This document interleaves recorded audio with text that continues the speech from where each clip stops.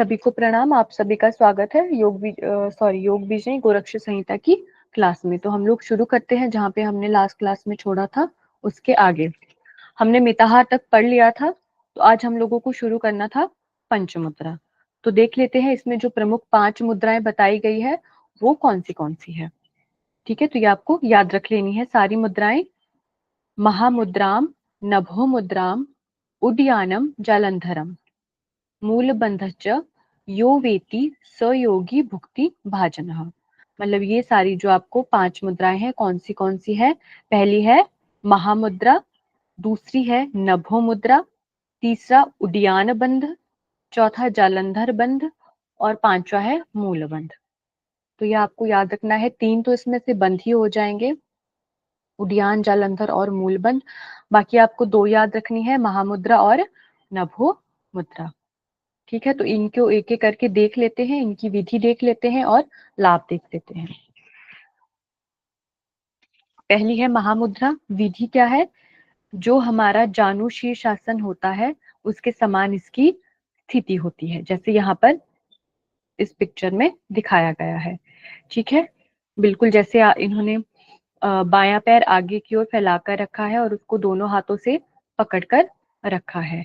ठीक है, ये इस प्रकार जो स्थिति है ये कैसी स्थिति होती है? जानु शीर्षासन की, और इसी को क्या बोला गया है? यहाँ पर महामुद्रा बोला गया है। इसमें आपको क्या करना है? पूरक करना है सबसे पहले, फिर कुंभक लगाना है और बाद में रेचक कर देना है। और क्या बोला गया है? पहले आपको चंद्र नाड़ी से करना है, फिर आपको सूर्य नाड़ी से करना है, और दोनों ओर से समान मात्रा में आपको करना है। ठीक है, मतलब अगर आप लेफ्ट साइड से कर रहे हो तो उसके बाद आपको राइट साइड से भी करना है, मतलब दोनों ओर से समान मात्रा में करना है। ऐसा नहीं है एक साइड आपने 2 बार कर लिया और दूसरी तरफ आपने 4 बार कर लिया, तो दोनों तरफ समान मात्रा में करना है। अब इसके लाभ देख लेते हैं जो बहुत इंपॉर्टेंट होते हैं, क्योंकि लाभ से ज्यादातर क्वेश्चंस बनते हैं हमारे। पहला लाभ है रोगों को नष्ट करने वाली है। जितने भी प्रकार के रोग होते हैं शरीर में उन सभी को नष्ट करने वाली होती है महामुद्रा। और दूसरा है पथ्य अपथ्य ना होना। मतलब अगर आप महामुद्रा का अभ्यास करोगे तो कोई भी भोजन ऐसा नहीं होगा जो आपको पथ्य या अपथ्य लगेगा। जो भी आप भोजन लोगे वो आपके शरीर के लिए सही ही होगा। मतलब फिर पथ्य और अपथ्य का कोई भेद नहीं रह जाएगा। आप ऐसा नहीं कर सकते कि या आपको ऐसा लगे कि जो पहले हमने पढ़ा ऊपर के पथ्य भोजन नहीं लेना है, पथ्य भोजन लेना है। लेकिन जो महामुद्रा का अभ्यास करता है तो उसके लिए कुछ भी पथ्य और अपथ्य नहीं रह जाता है, वो कुछ भी पचा सकता है। ठीक है, सभी रस नीरस हो जाते हैं। जितनी भी प्रकार के कह सकते हैं रस होते हैं वो नीरस हो जाते हैं। नहीं, उल्टा लिखा है, ये जो नीरस होते हैं वो रसयुक्त हो जाते हैं। मतलब कोई भी चीज ऐसी है जो नीरस है, बिना रस की है, वो रसयुक्त हो जाती है। ये उल्टा लिखा है, इसको आप करेक्ट कर लेंगे अपने नोट्स में। यानी सभी नीरस युक्त जो भी पदार्थ है वो रसयुक्त हो जाएंगे। ठीक है, अगला है घोर विष भी अमृत के समान हो जाता है। अगर गलती से किसी ने विष का पान कर लिया है तो वो भी अमृत के समान हो जाता है। इसका अर्थ क्या है? यदि कोई विष का पान कर लेता है गलती से, या कोई ऐसी चीज खा लेता है जो कि जहरीली है, तो उसको नुकसान नहीं होता है महामुद्रा के अभ्यास से। ठीक है, क्षय, कुष्ठ, उदावर्त, गुल्म, अजीर्ण आदि रोगों का शमन हो जाता है। ये सारे जो यहाँ पर रोग बताए गए हैं ये सारे रोग ठीक हो जाते हैं, इन सब का नाश हो जाता है। और क्या बोला गया है इसके बारे में? ये लाभ नहीं है, ये इसके बारे में एक चेतावनी दी गई है कि इसको आपको गुप्त रखना है और अनाधिकारी को नहीं देना है। मतलब बिल्कुल छुपा के रखना है और अनाधिकारी को नहीं देना है। अनाधिकारी कौन होगा? ऐसा व्यक्ति जो इसके लायक नहीं है अभी, या उसकी बुद्धि उतनी विकसित नहीं हो पाई है कि हम उसको महामुद्रा के बारे में दे, या वो उसका अच्छे से उपयोग नहीं करेगा, तो ऐसे व्यक्ति को नहीं देना है। इन 2 बातों का आपको ध्यान रखना है। ठीक है, इसमें एक चीज आप करेक्ट कर लेंगे कि सभी जो नीरस वस्तुएं होगी वो रसयुक्त हो जाएगी। यहाँ पे ये गलती से टाइप हो गया होगा ऐसा। ठीक है, अगली मुद्राएं देख लेते हैं। दूसरी है हमारी नभो मुद्रा, या इसको खींचड़ी से भी आप समझ सकते हो कि मतलब खींचड़ी को ही यहाँ पर नभो मुद्रा बोला गया है। इसका क्या विधि है? जिह्वा को उल्टा करके कपाल कुहर में प्रविष्ट करना है और दृष्टि को भूमध्य में स्थिर करना है। ये आप देख पा रहे हो जो यहाँ पे लाल रंग की अब जो जिह्वा है, इसको इस प्रकार से कपाल कुहर में प्रवेश करवा देना है। और इस समय क्या होनी चाहिए, आपकी दृष्टि भूमध्य में स्थिर होनी चाहिए। देखिए, कोई भी आप मुद्रा पढ़ते हो या आसन पढ़ते हो, वहां पर यदि इस चीज का व्याख्यान आता है कि आपको दृष्टि कहाँ रखनी है या उसमें कौन सा और बंध लगेगा, तो वो बहुत इंपॉर्टेंट हो जाता है। तो ये आपको याद रख लेना है। जैसे इसमें बोला गया है भूमध्य में आपको दृष्टि रखनी है, तो ऐसा क्वेश्चन बन सकता है। ठीक है, ये इंपॉर्टेंट हो जाता है। इसके लाभ क्या क्या है? रोग, मृत्यु, निद्रा, क्षुधा, तृष्णा और मूर्छा से पीड़ित नहीं होता वो व्यक्ति जो खेचरी मुद्रा करता है या नभो मुद्रा करता है। ठीक है, और उसको शोक भी नहीं होता है। तीसरा लाभ क्या है? कर्म का बंधन नहीं होता है, मतलब वो कर्म के बंधन में नहीं फंसता है। और बिंदु का पात नहीं होता है। ठीक है, जो हमारे चंद्रमंडल से अमृत का जो स्राव होता है, ठीक है, उसमें क्या बोला, इसके लिए क्या बोला गया है कि यदि वो नाभिस्थान में भी पहुंच जाता है तो योनि मुद्रा के द्वारा उसको ऊपर उठाया जाता है। तो ये भी इसमें इंपॉर्टेंट हो जाएगा योनि मुद्रा, कि अगर मान लो किसी चंचलतावश वह नाभिस्थान तक पहुंच गया है, वैसे तो हम उसको वहां जाने से रोक लेते हैं क्योंकि यहाँ पर इसका लाभ ही बोला गया है, बिंदु का पात नहीं होगा। लेकिन यदि चंचलतावश हो भी जाए तो उसको किसके द्वारा ऊपर उठाया जाता है? योनि मुद्रा के द्वारा ऊपर उठाया जाता है। तो ये भी आपको याद रख लेना है, योनि मुद्रा। ठीक, और उस बिंदु के दो प्रकार बताए गए हैं। पहला है पांडुर वर्ण और दूसरा है लोहित वर्ण। तो ये भी आपको याद रखना है। इसमें इंपॉर्टेंट क्या है? नभ मुद्रा यानी खेचरी मुद्रा में दृष्टि आपकी भूमध्य होनी चाहिए और आपको सभी लाभ इसके याद कर लेने हैं। एक और एक्स्ट्रा चीज इसमें बताई गई है ये वाली, कि यदि आपका जो बिंदु है वो गलती से नाभि स्थान पर पहुंच भी जाता है तो आप उसको योनि मुद्रा के द्वारा ऊपर की ओर उठा सकते हो। तो इसलिए आपको योनि मुद्रा के बारे में भी याद रख लेना है। तीसरा है उड्डयन बंध। उड्डयन बंध में क्या बोला गया है? जैसे महाखग विश्राम करता है वैसे ही उदर को पश्चिम तान करके नाभि के ऊपर करना चाहिए। मतलब महाखग जो होता है वो जिस प्रकार से विश्राम करता है, वैसे जो हमारा उदर है यानी जो पेट है उसको पीछे की ओर तानना चाहिए। पीछे की ओर तानना चाहिए मतलब अपनी पीठ की ओर तानना चाहिए। इसका क्या लाभ है? मृत्यु मातंग केसरी। ठीक है, मृत्यु रूपी हाथी के लिए सिंह के समान है। यही लाभ आपको और भी हठ यौगिक ग्रंथों में देखने को मिलेगा। तो ये आपको याद रखना है, इंपॉर्टेंट है। मृत्यु मातंग केसरी के मृत्यु रूपी हाथी के लिए सिंह के समान है। अगला है जालंधर बंध। जालंधर बंध की क्या विधि बोली गई है? कंठ को संकुचित करके वायु को रोकना ही जालंधर बंध है। जब आप कंठ को सिकोड़ लोगे, अपनी जो चिन्ह है उसको नीचे की ओर लगा लोगे तो आपका कंठ क्या हो जाएगा? संकुचित हो जाएगा। तो इससे जो वायु रुक जाएगी, इसी को ही जालंधर बंध बोला गया है। इसके कौन से लाभ है?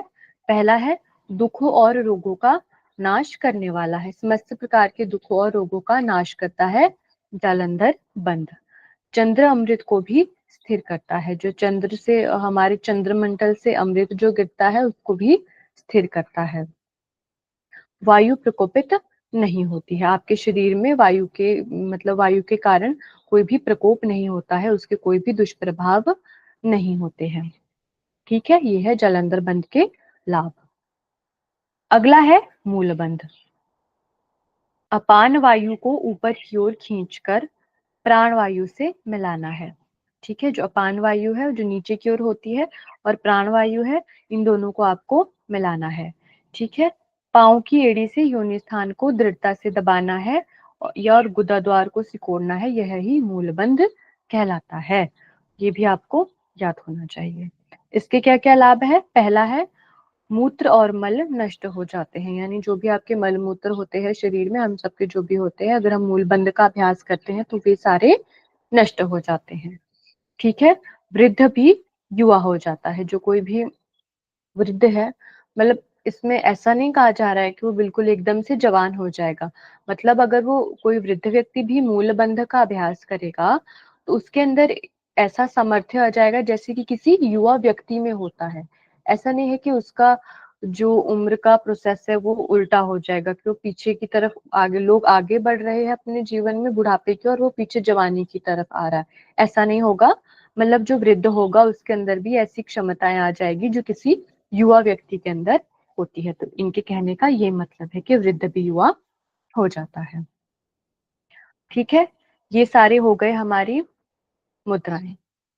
आगे इसमें क्या है, आगे है हमारा टॉपिक प्रणवाभ्यास।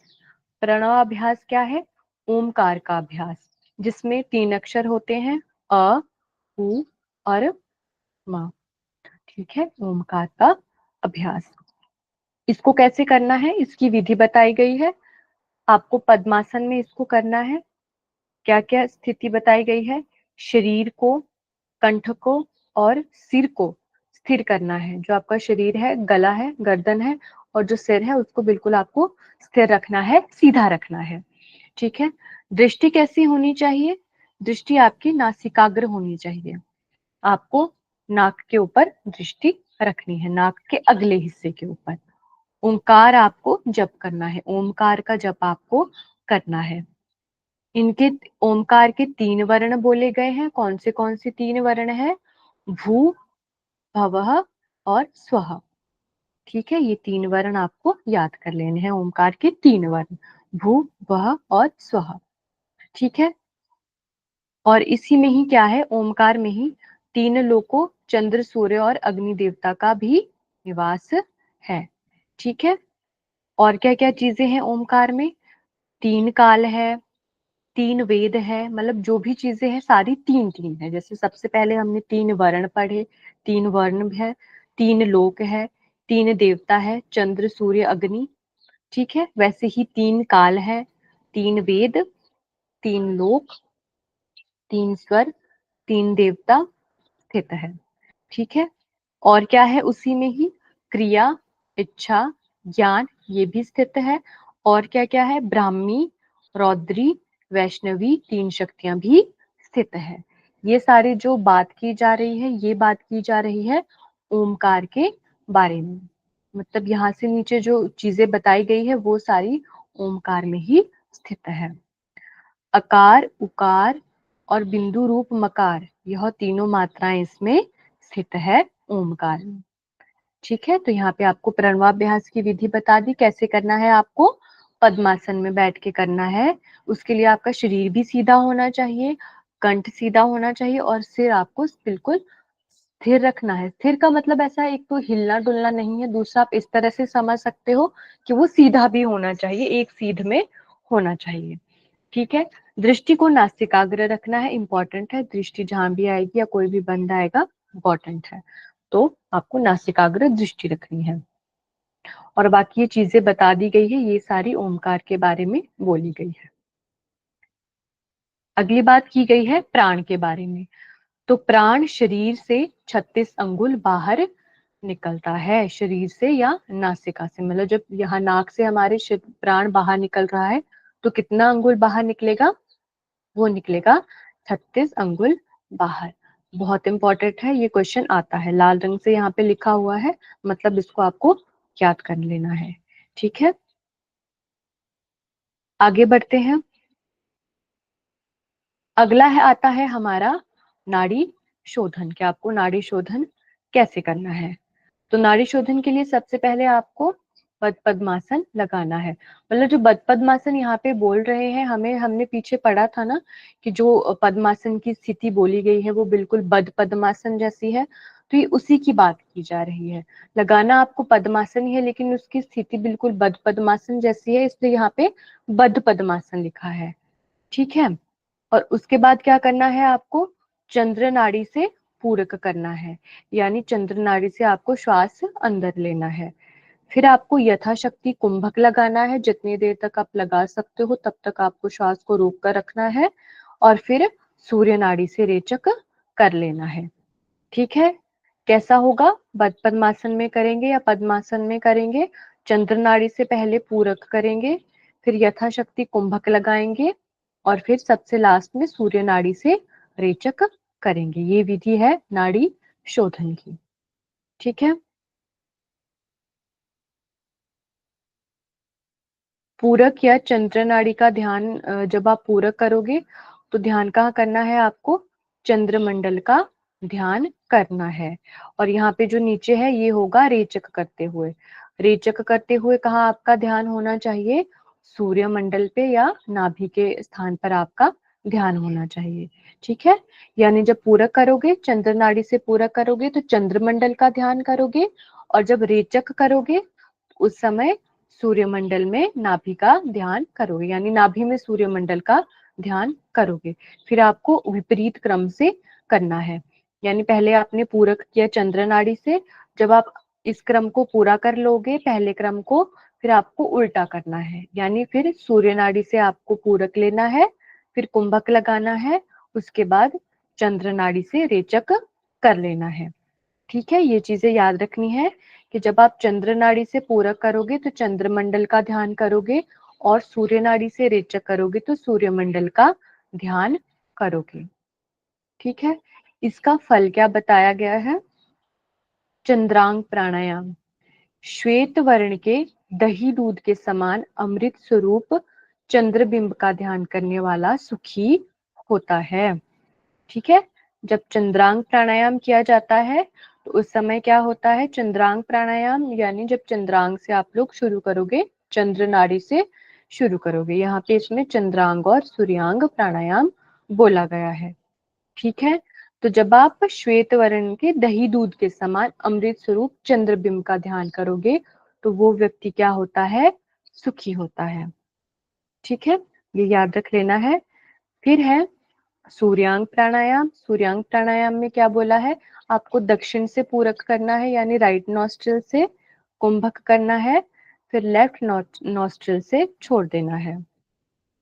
इसको करते हुए क्या करना है? अग्निपुंज के समान सूर्यमंडल का ध्यान, जो ऊपर जैसे हमने बोला उसी के बारे में बोला जा रहा है। इसको भी करने वाला सुखी ही होता है। मतलब अगर इसको ओवरऑल इसको देखे तो इसका क्या लाभ है? इसका फल क्या है कि जो इनका ध्यान करता है वो सुखी होता है, वो साधक सुखी होता है। दोनों का फल सुखी ही बताया गया है। ठीक है। बहुत इजी हो गया याद करने के लिए। अलग अलग कोई फल याद नहीं करने हैं, एक ही फल है, सुखी होता है साधक। ठीक है। अब है नाड़ी शोधन का फल। ये जो यहाँ पर फल बोला गया था ये चंद्रांग और सूर्यांग का बोला गया था। नाड़ी शोधन का फल नीचे दिया गया है। नाड़ी शोधन यहाँ पर भी 3 महीने में ही होता है, यानी 3 महीने जब आप लगातार कर लेते हो उसके बाद आपका जो आपकी जो नाड़ियां होती है वह शुद्ध होने लग जाती हैं। सबसे पहला क्या लाभ है? सारी नाड़ियां शुद्ध हो जाती है। ठीक है। दूसरा है प्राणवायु धारण करने का सामर्थ्य आ जाता है। तीसरा है जठराग्नि प्रदीप्त होकर आरोग्यता की प्राप्ति होती है। मतलब जठराग्नि भी प्रदीप्त होती है और आरोग्यता की प्राप्ति भी होती है। चौथा लाभ है नाद सुनाई देने लगता है। मतलब नाद की आपको जो ध्वनि है वो आपके कानों तक पहुंचने लगती है। ठीक है। ये सारे लाभ बताए गए हैं नाड़ी शोधन के। ठीक है। तो आज हम लोग इतना ही रखते हैं, कल हम दूसरा शतक पढ़ेंगे। आज हमने पहला शतक पूरा कर लिया है। ठीक है। कोई डाउट तो नहीं है किसी को इसमें? सभी को क्लियर है जो आज पढ़ा? Yes ma'am. मैम ये जो जालंधर बंद में था ये मुझे मैम क्लियर नहीं हुआ। चंद्रामृत स्थिर ये वर्ड समझ नहीं आया मैम। अच्छा ठीक है, मैं बताती हूँ। जालंधर बन में ना, हाँ जी मैम, सेकंड चंद्रामृत स्थिर, ये चंद्रामृत वर्ड क्या है? स्क्रीन शेयर हो रही है मेरी? Yes ma'am. हाँ जी। ये जो चंद्रामृत से जो हमारा चंद्रमंडल है ना, उससे जो अमृत गिरता है ये उसको स्थिर करता है। मतलब वो उसको नीचे नहीं गिरने देता है, क्योंकि जब वो चंद्र का अमृत हमारे सूर्यमंडल तक पहुंचता है ना, तो जो सूर्यमंडल होता है हमारा नाभि में, वो उसको नष्ट कर देता है, जला देता है। ठीक है। इसलिए जब हम जालंधर बंद लगाते हैं तो वो चंद्र अमृत को ऊपर ही रोक लेता है, वो उसको नाभि में नहीं गिरने देता है। वही इसका अर्थ बताया गया है। ठीक है। अब समझ आ गया? Yes ma'am. ठीक है। कोई किसी को कोई और डाउट? Yes ma'am. हाँ जी मैम, बोलिए। जैसा हमने महामुद्रा में आपने यहाँ पे बताया कि नीरस रस हो जाता है, तो क्या हम इसे ऐसे नहीं ले सकते? जैसे इसमें लिखा है सभी रस नीरस हो जाते हैं, मतलब हम बाहर जगत से हट जाते हैं, तो जो भी रस हैं वो हमें फिर नीरस लगने लगते हैं। नहीं नहीं, यहाँ पे ना ये उल्टा लिखा गया है, ये गलत लिख लिया है, ऐसा नहीं होगा। क्योंकि जो भी यहाँ पे जैसे ऊपर, जो ऊपर वाला लाभ अगर आप देखोगे ना, इससे ऊपर वाला, तो वो भोजन के बारे में बोला गया है कि जो भी आपका कोई भोजन है वो पथ्य और अपथ्य आपके लिए नहीं रहेगा। मतलब उसमें कोई आपको ऐसा नहीं है कि आपको सोचना पड़ेगा, आप जो भी भोजन लोगे वो आपके लिए सही होगा। ठीक है। तो ये उल्टा ही लिखा गया है, जो भी नीरस चीजें हैं आपके लिए, क्योंकि जो अपथ्य भोजन था वो भी जब पथ्य हो रहा है, तो कोई जो ऐसा वस्तु जो नीरस है वो भी आपके लिए रसयुक्त हो जाएगी। इसको आपको ऐसे ही समझना है। ठीक है, ये गलती से ऐसा टाइप हो गया होगा यहाँ पे। ठीक है। Okay ma'am. और फिर जो लास्ट में हमने नाड़ी शोधन पढ़ा है, तो ये चंद्रांग और सूर्यांग, ये इसको अगर तोड़ देंगे तो ये चंद्रांग और सूर्यांग बन जाएंगे, ऐसा ना? हाँ जी, अगर आप इसको अलग अलग से समझोगे तो आप ऐसे ही समझ सकते हो। चंद्रांग वो होगा जब आप लेफ्ट नॉस्ट्रिल से स्टार्ट करोगे, और सूर्यांग होगा जब राइट वाले से स्टार्ट करके लेफ्ट वाले से खत्म करोगे। ठीक है। Thank you ma'am. किसी और को कोई डाउट तो नहीं है, बता दीजिए।